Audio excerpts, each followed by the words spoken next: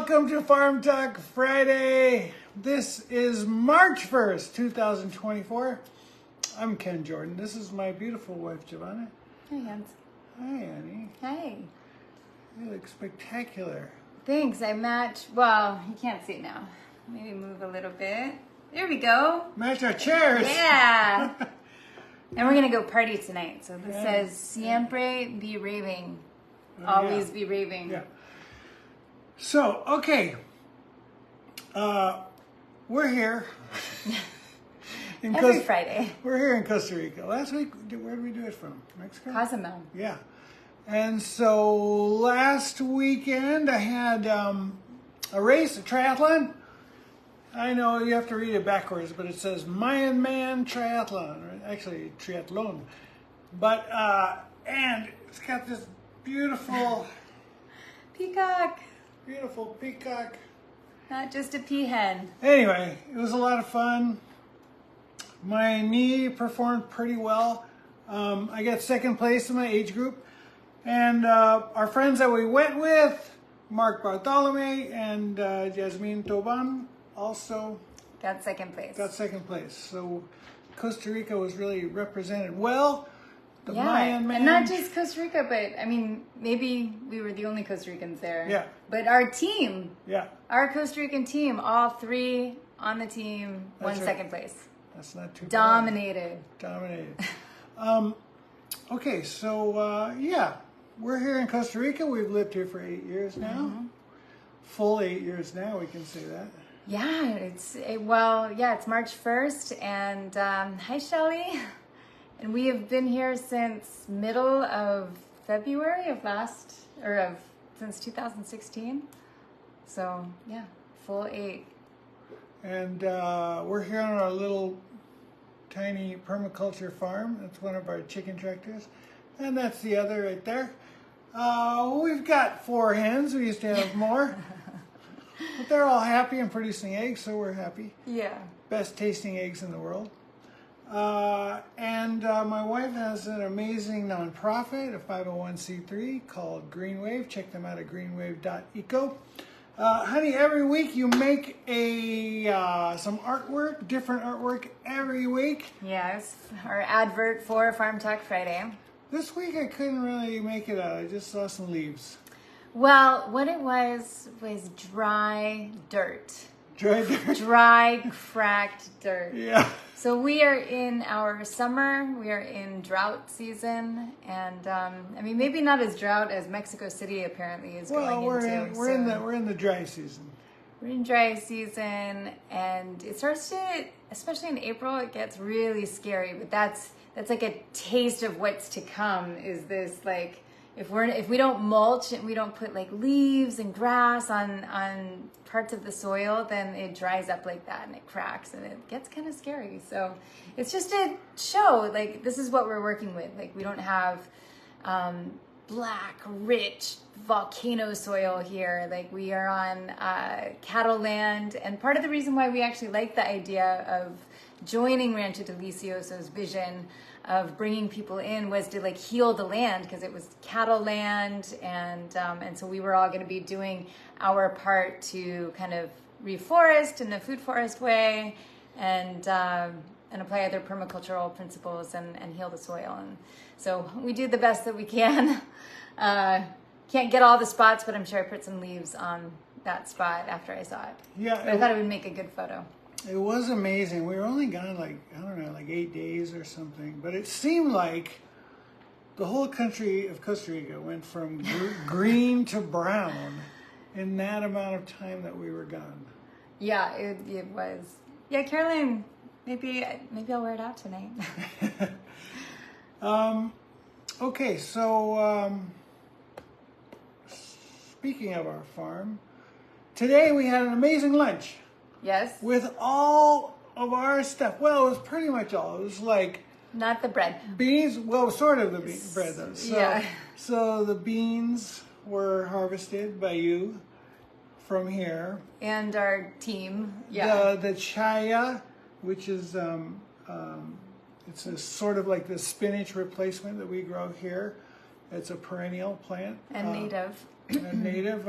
We had that. And big in the Yucatan Those as are well. deep, dark leafy green. And then I had some toast that I was dipping my beans into, and the toast is made by like our next door neighbor Brian. Makes the best sourdough bread in all of Costa Rica.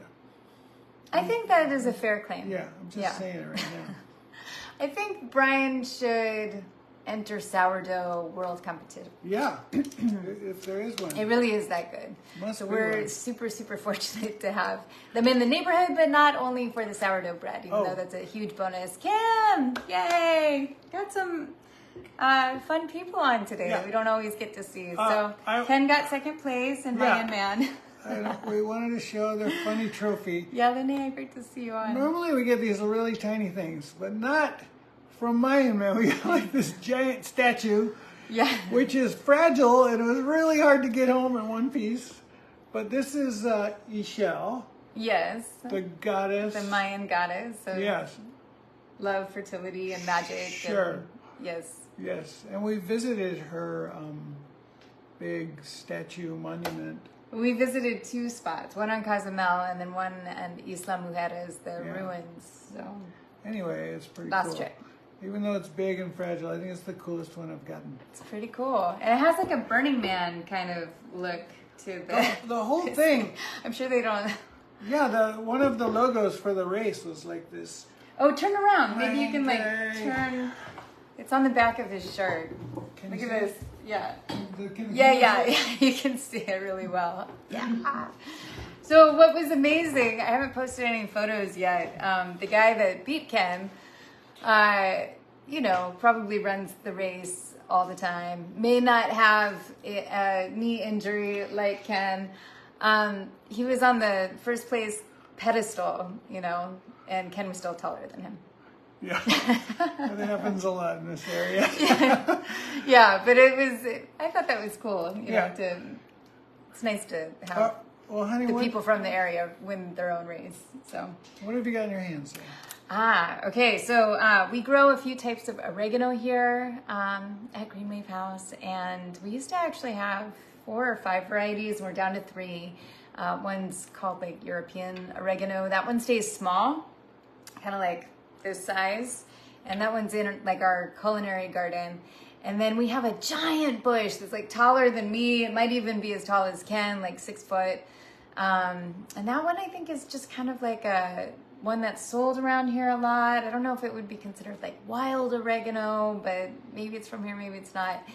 So we have that one too, and that one is going to be one of the more relevant ones. And then there's this other one that is kind of like a succulent, and it's thick and a little juicy inside. And so oreganos can act as like antibiotics, if you didn't know. And apparently for the succulent one, it's got a little dirty from the other one. So it looks like this. This is the succulent one. And you can eat it raw. Want some? Mm-hmm. And then you can make like a juice out of it. And if you get like insect bites and, there's other applications, but Honey, of course, who's one of our awesome matriarchs of the community, knows how to do all the things. Well, it seems that way, at least all the things with all the local herbs. And so she was telling me, she's like, you crush it up and then you put it on and it's great. It'll heal you. But I love this one. And we actually had this originally. So like when we first got here, we went out and bought like 113 different plants, and I don't know how many, like we've lost some and added others, and but we had this originally, and then it died. It lasted a really long time, and then it just died. And so Brian, who makes the sourdough, his wife Phoebe, she started growing it, so she just gifted us some months ago, and it's doing really well, and so we have it again, so it's really exciting to have. But the other oregano, I don't know, I saw this squirrel this morning, and I was trying to call Ken. I'm like, Ken, there's a squirrel. It was like this size. It was kind of like a big squirrel, and he was chewing. I didn't know that they sometimes surprise me with what they eat, or what I catch them eating. Like they eat hibiscus flowers sometimes. We've seen them doing that. We had a Farm Talk Friday advert that had a squirrel hanging like upside down and like stuffing a red hibiscus flower, into its mouth before. So this morning he was eating like this bean pod of like a flowering plant that I just wasn't expecting. But anyways, ever since I was a little kid, like I really love squirrels, and I kind of fantasize about them like in the sense of, like, oh, it'd be so cute to have them as a pet. And here the wildlife can get so close to the house, or like the trees are close to us, and so they are almost like our pets. Like they don't know that we think of them like that. But so I thought, hey, look at this, like you could make little bouquets for the squirrels, like if they had a wedding, this could be like a squirrel bouquet. This is like the oregano flower, so this is tying back to the big, tall, 6-foot bush. I harvested some. The leaves are really small right now because it's summer. So I picked off the leaves to put into our beans for the lunch today. Then I made this cute little bouquet that I can offer a squirrel. And I was thinking, you could make little boutonnieres for them if they had to go to prom. Stuff like that. So anyway, or fairies, maybe I'll just go put this in the fairy garden. But that's kind of what's happening today with my oregano show and tell. What else? Okay, so we have a lot of cacao here, and it's actually holding up pretty well because a lot of it's not on drip right now. And I'm surprised. I'm like, yay, keep going. You only have 2 more months of this really intense heat, and then, they'll have a break. And I feel like I hear a lot of us Permi people say, oh, Madero Negro, plant that with the cacao, and it's considered like, the grandmother of the cacao. Like they work together. That may be true. But I just want to tell anyone that is watching or will watch this and lives in Costa Rica, where this would be applicable to you, if you want to use Madero Negro as a tree that will grow and like shade other things, it does not always grow fast enough for it to do its job by the next dry season. And I think that's a really important point that needs to be made, that in theory, yes, they work well together, maybe, I haven't talked to them about that yet. The Good Witch in me. This is Glinda, by the way. Glinda from Wizards of Oz. The Good Witch talks to plants. But, so I'm a little concerned. I think they're holding up really well over there. But we planted all this Madero Negro because like other people in our community are like, we get Madero Negro, it's gonna save the cacao. And like Madero Negro, like many other plants, like during the summer, the leaves get really tiny. So even if it's big, the leaves are tiny. It's not doing a lot of shading. It's like shading from the branches, not the leaves. And and so I just want to really say, hey, maybe plant something that grows faster and a little bit more bushy. If Saragundi takes off, that one grows really fast and can be effective. We've also had Saragundi where it's gotten kind of sparse too. But I would say that most of the time that one works well when it goes. So maybe plant a few at the corners so that, whatever you're trying to shade will have some. Because if you're just relying on the Madero Negro, you're going to be disappointed. Like sometimes that will not grow for 2 or 3 seasons. And, you're trying to help something and you're thinking like you have the solution and it's not working. And so we're just really fortunate that, maybe the root system does work well together and somehow they are adding to each other, and that's why the cacao is doing good, but it's definitely not because of the shade of the Madero Negro. So an observation and tips. And then finally, what are we doing tonight, baby? Okay, so the Earth Race Foundation, Earth Race Conservation, nonprofit. Yeah. So Captain Pete Bethune and his crew have been working in Isla de Cocos. So they've been to Cocos Island. where they did all kinds of things, including carrying a new radar system all the way to the top of the island and installing it.